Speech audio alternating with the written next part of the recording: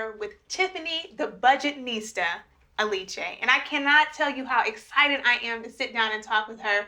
Tiffany, first of all, tell us how the Budgetnista came about. So I was always really responsible when it came to my money, really because it came from my father. He was a CFO and an accountant. And I think because he and my mom had 5 girls, they were worried, who's gonna look after my girls?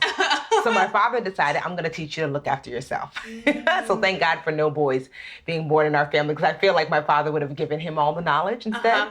And so that's where it started. It started at home. We would have weekly family meetings and money meetings. And I thought, it's totally normal. What do you do Thursday nights? Because most kids are not doing the weekly money meeting. Exactly, they were not. But my father was. And I remember when I got my first job, I think I was like 15, working during the summer. And back then they had passbooks. And he wanted you to show him every week your passbook account. Now your passbook, that's your checkbook. Yeah, well, no, a passbook was this account where it's like a register where it's how much money do you deposit and how much money did you take out. And I had to explain every single time I took out money, where did that money go and what did I use it for? Wow. I was always made aware of what my money was doing very early on.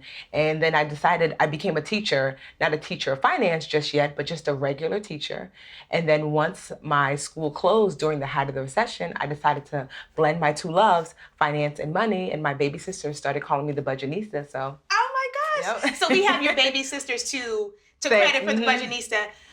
And it sounds like you almost got forced into this career by the school closing. What was that like? So it was really hard, but I will say that I wasn't, there's just so much company during the height of the recession. So many of my friends, I was 29 at the time, 2009. So many of us lost our jobs. So it wasn't just me. Not that it made it any easier, but it was time to move on. You know how sometimes you know it's time to move on, but you're not quite ready to make the leap. So when my school closed, I was relieved, because I was already teaching finance, but I was volunteering doing that. Yeah. So I taught preschool, so during nap time, my parents would come in and I would do parent university and teach them how to budget.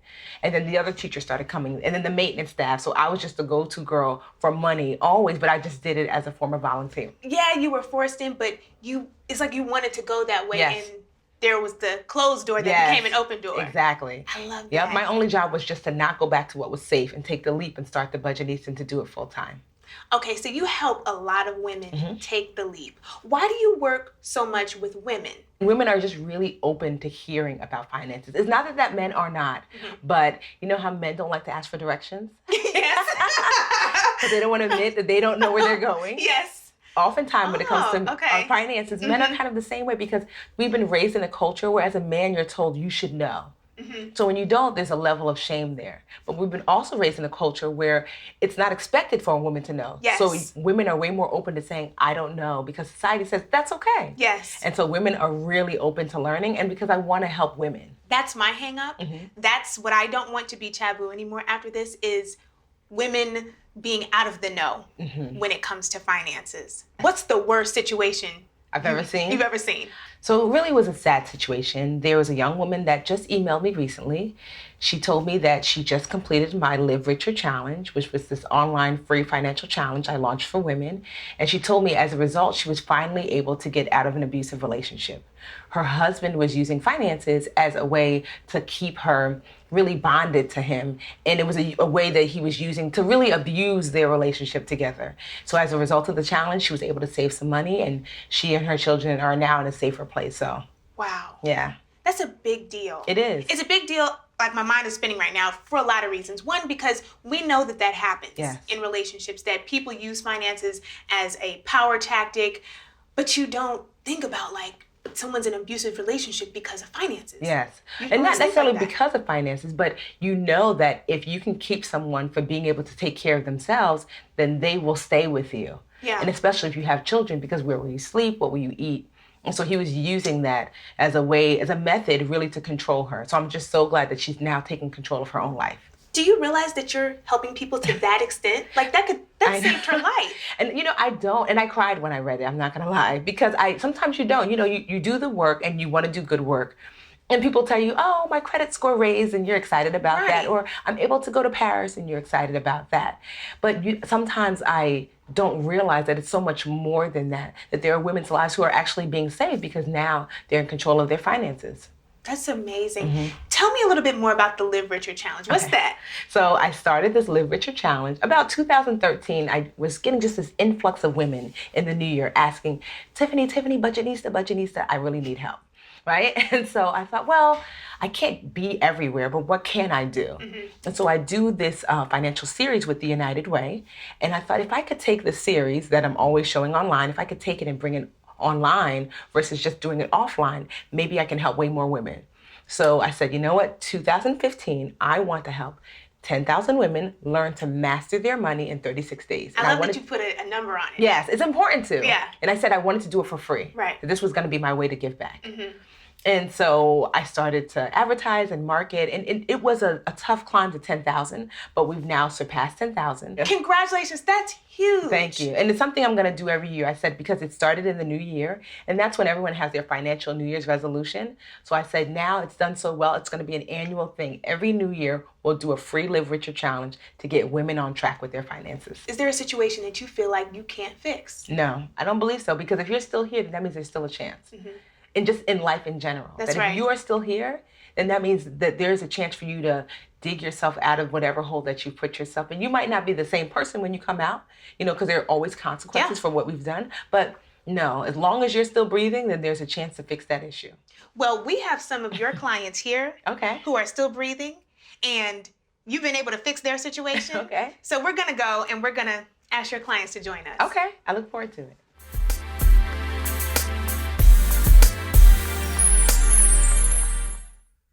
We are talking women, money, and why we need to get our financial house in order.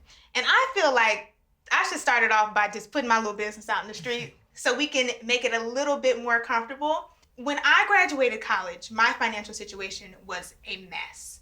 I got the credit card my freshman year in college with the $200 limit. I was wondering, how did they even get my information? How did it land on my dorm doorstep? But I got the credit card. I called home. My mom said it was okay to use it. They would take care of my parents would take care of the limit. Fast forward, by the time I graduated, my credit score was below 600, and I had marks on my credit. I had things that had been in collections, all kind of stuff. I mean, I went to college with a clean slate, expecting to come out with just a degree, and I came out with bad financial habits and bad credit. And so it spiraled, and eventually I got it together. But there were so many things that I didn't know. And so now, looking at you all who've been successfully helped by Tiffany, that's encouraging that you can come from any situation and get through it. So Tiffany, how about you introduce these women for us? Well, we have Renee, and she actually took my United Way class, where it's my 6-week series. And so she was helped that way. And we have Kisha. She did my Live Richer Challenge. And so I'm going to let the ladies kind of say, what they learned and what habits they were able to continue to keep as a result. Okay, Renee, why did you seek Tiffany's help? Well, I actually seeked Tiffany's help for my sister. I've always been a budgeter, and my sister not so much. And so I kind of tricked her into coming to class with me, saying, I got to go take this class because I need so much help. You should come along with me. Isn't that something, how we got to trick family members to get help? That is serious. Yes. So what happened? You got her there. Got her there. She enjoyed the class. She asked so many questions. And I actually picked up some additional tips myself. Because even though you're a budgeter all your life, there's so many tips and tricks that Tiffany taught us. It was a phenomenal class. I mean, I'm seeing, now I have my financial house in order, but just in our brief conversation, I'm like, wow, there's still so much that I'm learning and so much that I can still do. Yes. And for me, what helped me a lot was learning that I have power. I would call the cable company and say, look, I'm going to go someplace else. Tiffany taught me that. So I got a better rate. I also called my insurance company. So there's tons of things that we are empowered to do. And I learned that through Tiffany's class. So how's your sister doing now? She's doing a lot better. She's struggling a little, but she has improved since taking Tiffany's class. Some of us need a little extra help. That's true. Yes. That's true. She can always come back. Okay, I'm going to tell her. And Kisha, how about you? Why did you join the Live Richer Challenge? Well, I joined the Live Richer Challenge because I've always been interested in financial literacy, particularly in investing. And I've been a little nervous because I don't want to get taken advantage of because, my knowledge is very minimal. So I thought that by doing these different steps that it can get me to where I need to go. Tiffany, you look like you wanted to say something about that. We as women, we don't articulate or even know our value and that it's essential. There was a man at the seminar, Donnie Deutsch actually, he said that he loved to hire women, but he loved to promote men. And all the women were up in arms. It was a women's seminar. A little offended, yeah. And the reason is, and I can understand him, he said, because women will always go the extra mile, but will not ask for extra. That men will not do that. And that women are collaborative workers and they are not out for self and they're quite selfless. Not to say that men are selfish, but there has to be, if you want to reach the next level, there has to be a level of I deserve it.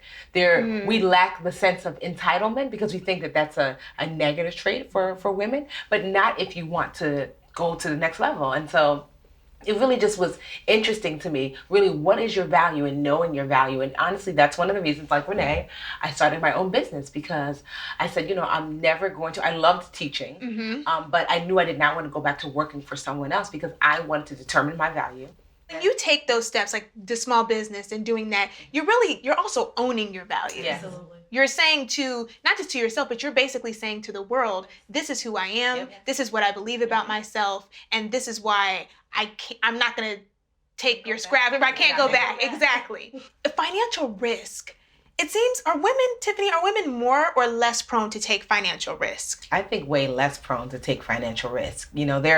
Most of the women that come to me are looking for, I want to pay down debt, or I want to fix my credit, or I want to budget and save more. Or if they do want to invest, what they really mean is I want to grow my money without going through any sort of risk, which is really just not feasible. If you're going to invest, there's risk involved, and the greater the return, the greater the risk. So why are we afraid to take those risks? Because it's something new to us, I think, right? Yeah. I think it also has a lot to do with stability. Many of us have families and we want to be able to provide for our families as well as leave like a wealth legacy, but without taking any type of risk to where we won't have anything. So I think it has a lot to do with when we think globally, we just don't think about ourselves individually. And for me, it's a risk because you want to make sure everybody's stable. For me, I started my business now because my children are both grown, the cars are paid for. Now is the perfect time for me to go ahead and do what I wanted to do for myself. But even in that, there's the stability. It's the Yes. perfect time. Yes. Yeah. Do we need to be more prone to risk, to taking risk, in order to better our financial situation? You have to take some risks, definitely, I will say. But at the same time, like you said, if you're a wife, if you're a mother, if you have families, you have to also take that into account. But I think that sometimes women are overly cautious. So that's what we're talking about here, that don't take a risk and put your family out in the street, but also don't be so overly cautious that you don't explore something new. For my situation, I cut my salary in half, right? So when you're working for a company, you're comfortable, you're stable. For me, the risk was not having as much money coming into the household that I normally had. So that's a huge risk for our family. Luckily, my husband said, he said, oh, okay, now you can. But I still have to make sure I work twice as hard. I'm working even harder now for myself than I had ever done working for a company. And I was in a management position, so it's hard. It's harder job working for yourself, and it's much more risk now working for yourself. But much more rewarding, I hope. Definitely. Much more rewarding. Definitely. Much more. One of the things I don't hear often talked about are insurances. Life insurance. Whatever kind of insurance. My husband is insurance crazy. I'm insured. He's insured. Everything we look at, touch, everything is insured. Do you guys play into that? Insurances are important? Absolutely. That's how my mother is as far as with she's making sure that we have all the insurance, and if you have insurance through your job, and if you have disability insurance and accident insurance and life insurance, because all too often we don't. A lot of, African Americans, we don't look into insurance, and then that's when we have to start the GoFundMe. So, asking for, funds to pay for bury funeral. somebody. To pay funeral costs. I think people misunderstand what insurance is for. The purpose of insurance really is to protect your wealth as relates to life insurance. Wow. That okay. if you are no longer here, how will your family carry on? That's right. So if they were able to take your insurance policy and then you say feasibly that they could get maybe like an 8 or 10% return. So you want to have whatever you make yearly, you want to be able to give them that so that way they can live off the interest. So the rule of thumb is you really want to be insured for about 10 times what you make yearly. So if you make $10,000 a year, then you're going to want $100,000 worth of insurance. So that way that insurance money can be invested, and then that way your heirs or whoever's going to be living on after you can live off the interest and still be able to reap what you were making yearly. And they'll be able to still make that yearly as well. And that's hugely important. I mean, it's like, you know, like your 401k, like your retirement and things like that, why that has to be in place. But I'm starting to realize that really, when we talk about fear of talking about money, maybe fear of insurance, it really is fear of the unknown. Yes. It's like, I don't know about it. I haven't been educated about it. So I'm scared. There's fear around there and I don't even know anything about it. Exactly. How do we alleviate the fear? Really, it's about building community. I mean, Renee might not have said anything, or her sister might not have said anything, but as a result of coming to the class and meeting other people and realizing you're not alone, you know, Kisha might have thought to herself, well, I'm afraid, that's what she said, right? Yeah. I'm afraid of being taken advantage of. But now you're in the group and you see there's all this free, amazing information as a result of the challenge, and you feel comfortable. So it's really about open communication and really a sense of community. Kisha, what's your fear level now, today? I'm more comfortable because I'm more educated on the different types of investments. So I'm definitely more comfortable now than I was before I began the Leverage Challenge. Well, we want to make sure that single women are able to take care of themselves, take care of their children, teach their children the right way. You want to be able to pass on those tips and tools that you've learned so they won't make the same mistakes that we've made or someone has made that did not know better in the first place. And I think that bigger thing is like, men were long head of the household, making the financial decisions. But here, a single woman, there's no option. She's making the decisions. How does she empower that single woman to make those kinds of decisions for herself? There's a community of us out there. It doesn't matter where you come from. You can go and get some resources to help. And it's specifically for the single women because we don't have that resource. The man is not there to handle all the finances. And that's something that we have to make sure is in place so we leave something for our children, show them the right way, and they can show somebody else the right way as well. Okay, ladies, this is the speed round. I'm going to throw out one word, and until I say stop, you tell me what comes to your mind when you hear this word. You ready? Yes. Okay. Money. Empowerment. Safety. Freedom. Stability. Travel. Luxury. Creativity. Wealth. I'm going to get my word. Options. When I think of money, I think options. I don't necessarily think I have to be the wealthiest person in the world, but money does give you options. Yes. And not just that it gives you options, but there's options. There's things I can do. Yes. There's more than just putting into a saving account, or more than just putting into a mutual fund. There are options for what we can do with I our agree. money. Yes. So ladies, here is to getting our financial house in order. Tiffany, thank you so much for guiding us along this process, and thank you ladies for being here. I feel empowered already, girl. 1 week budget. Y'all heard about the 1 week budget? The Live Richer Challenge. We all need all of these things. So thank you ladies so much for being here.